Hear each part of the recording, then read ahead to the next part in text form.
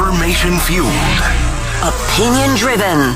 This is Nashville's Morning News with Dan Mandis. And so, my fellow Americans, we talk news. 8:07, Nashville's Morning News on Super Talk 89.7 WTN. And welcome on in to Nashville's Morning News. My fellow Americans, this is Liberation Day. Waiting for a long time.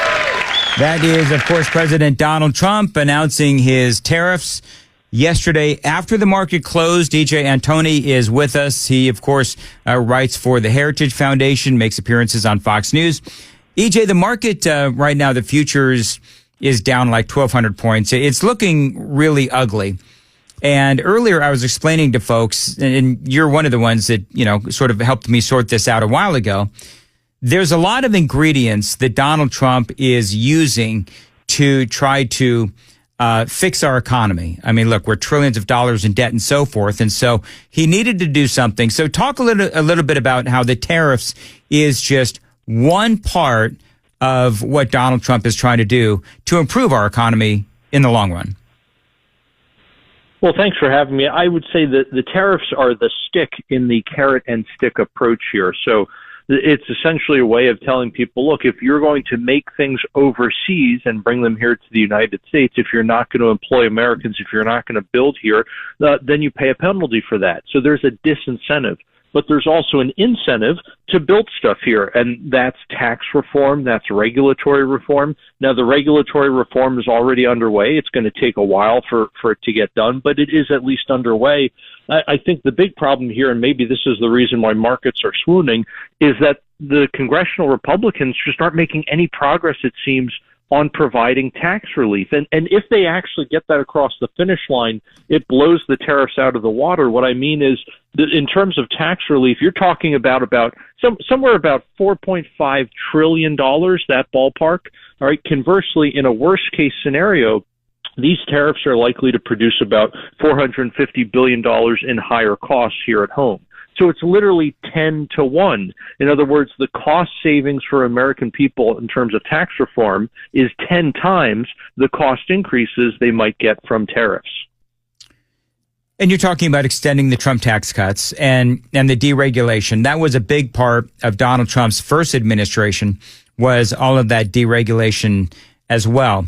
And I know that, we've all had conversations on WTN about how Congress, even though we have a Republican majority, it is a really slim public majority. You watch public policy just like I do. What do you think the holdup is in the House of Representatives? Is it just the very slim majority, and you've got some squishy Republicans that are in, sort of Joe Biden-esque kind of districts?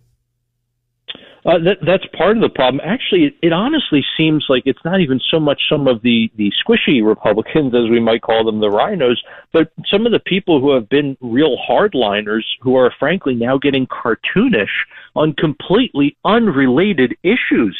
Like all this nonsense about trying to force a vote so that women don't have to be present to vote on the floor, so that they can instead be home raising children. I understand those people's thinking and everything, but why are you throwing down about that right now at a time when we are desperately trying to get all of this tax relief to American families? I can't think of something any more stupid than that, quite frankly. So those are the kinds of antics with which the Speaker's office is having to deal right now. And look, I'm no big fan of the Speaker, to be clear, but I will give him credit. He is trying to herd cats right now, very, very unruly cats, to say the least. Well, yeah, and we did speak about that yesterday. I don't know, not to delve too much into policy, but I don't know how smart it was to tie a lot of the things that Trump is trying to do with this, allowing representatives to proxy vote and work from home, because it seems like it was a miscalculation. Actually, we had one of the Congress people on that was involved in all of that, and I think everybody agrees that Mike Johnson, spectacular miscalculation, sent everybody home. We'll save that for another day. So I guess my question now, EJ, is this. When people see the market, the futures and where it is, now when it's going to open, none of us are in the predicting business, but what do you think is going to happen when it opens? And why should people not panic? Well, we're going to take steep losses. I mean, there's no doubt about that. Now, two reasons why not to panic. One, markets typically overreact. They have a herd mentality. So when you get bad news, they tend to drop worse than the news would justify. And also when you get good news, they tend to rally more than the news justifies. So that's one thing. The other point to consider, though, is the fact that when I talk to traders, including the one that I work with personally, and actually I even do a podcast with him, he has a momentum trend model that he uses to analyze the markets. And what he found back in December was that markets were severely overvalued. In other words, equity prices were way too high and were going to have to come down pretty substantially. So he's been looking for a 10 to 20% downward move since December. That's just what the numbers showed. And it was essentially just, as he said, a matter of the headlines are interchangeable. At some point, we're going to get some bad news, and people will use that as an excuse to sell. So I'm sure that's also at work behind the scenes here, too. EJ Antoni is joining us on Super Talk 99.7 WTN.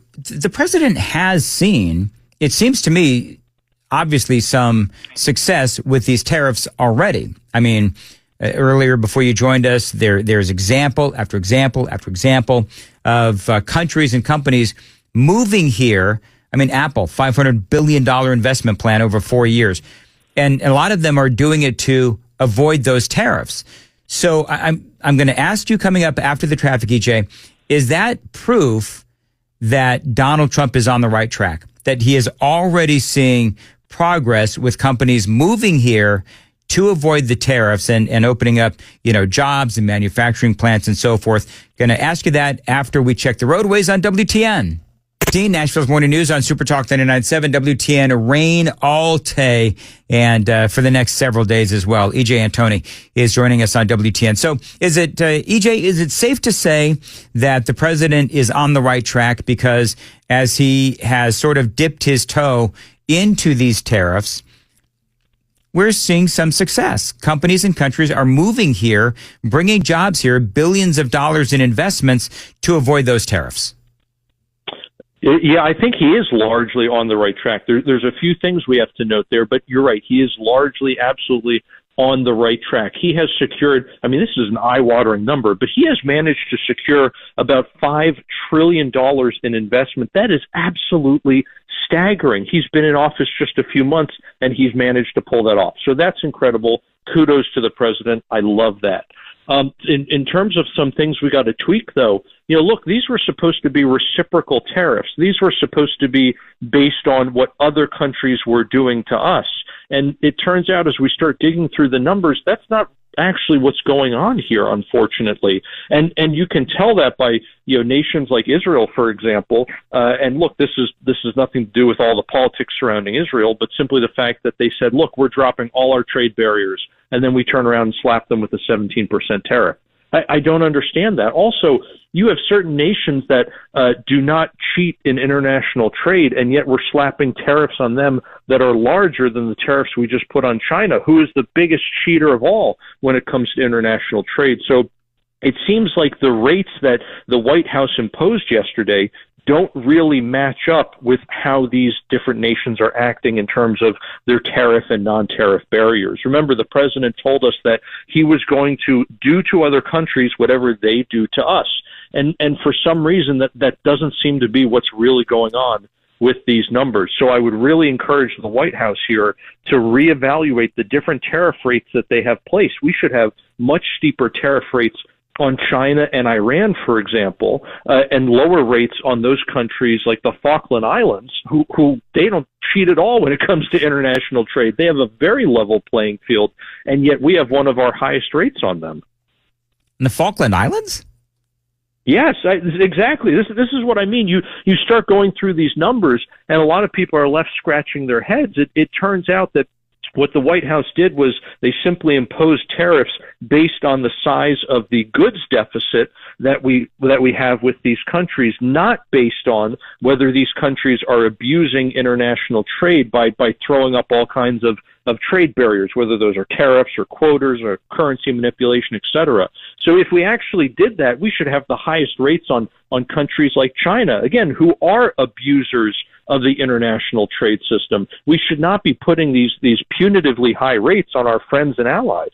Yeah, and that's one of the things that some folks have been talking about is the fact that this could hurt our alliances with some of our allies across the world. Last question here. First, a statement. The Senate has actually voted now to rescind some of these Trump tariffs. The usual suspects within the GOP, Lisa Murkowski, Mitch McConnell, and Susan Collins voted with the Democrats. Do you see, you watch this stuff far closer than I do. Do you think Donald Trump and the people that work within his administration will heed the advice of someone such as yourself and maybe relook at some of these tariffs?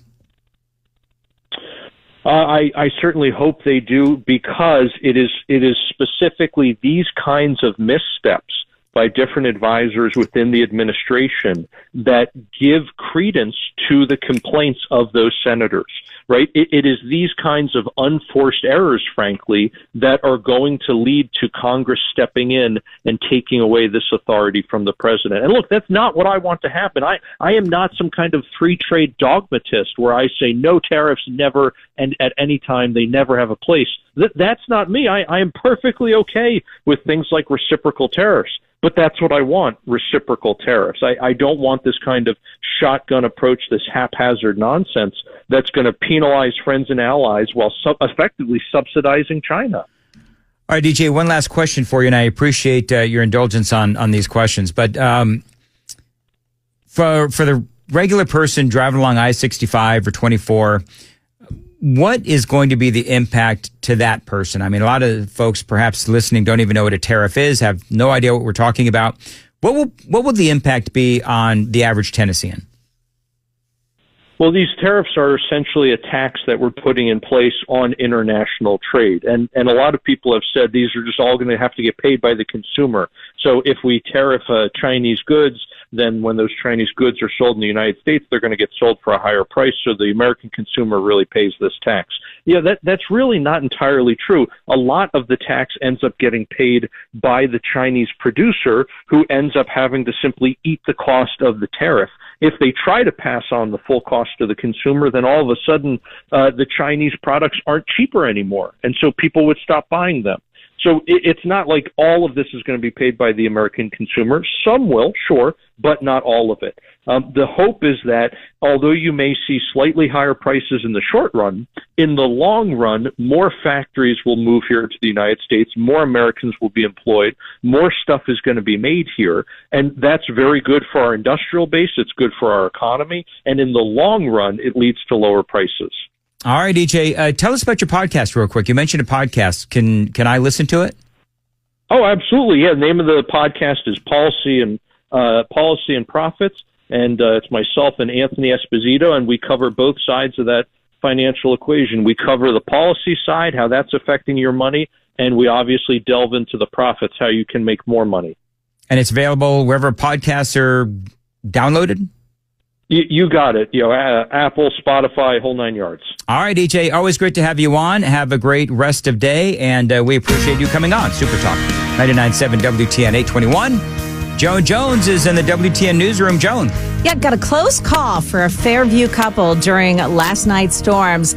Also, the opening bell, it's about to ring on Wall Street. We're going to uncover our eyes and take a peek. Ooh, that's coming up here at 8:30 on Super Talk 99.7 WTN.